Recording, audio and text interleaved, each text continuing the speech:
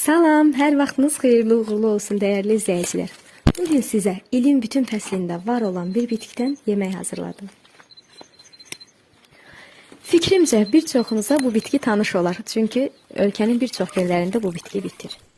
Bölgələrimizdə eyni formada bitsə də fərqli adla adlandırılan bu bitki bəzi bölgələrdə əvəlik, bəzi bölgələrdə yabanı çuğundur, bizlərdə isə siyuq adlanır.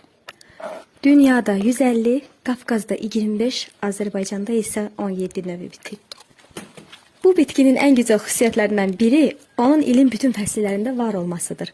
İstər qışın şaxtasına, istərsə də yayın qızmar istisinə belə boyun əyməyən bu bitkinin həm də müxtəlif növ yemək çeşidləri ilə süfrəmizi bəzəməsi ona ən gözəl xüsusiyyətlərindən biridir.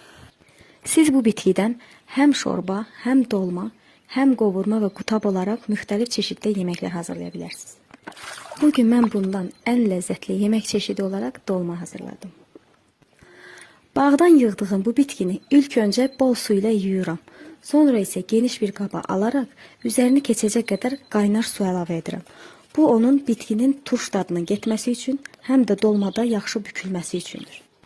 İçlik olaraq isə hər kəsin bildiyi klassik dolma içliyini hazırlamışam. Ət, soğan, düyü, göyərti və duz istiyot. Əgər ətinizdə yağlılıq azdırsa, 2 qaşıq kərə yağı da əlavə edə bilərsiniz. Həm asan bükülməsi ilə, həm də tez bişməsinə görə ən favorit yeməklərimizdən biridir. İnanın ki, dad olaraq digər dolmalardan heç də geri qalmır. Bişirib sınayın, mənə haqq vermiş olarsınız.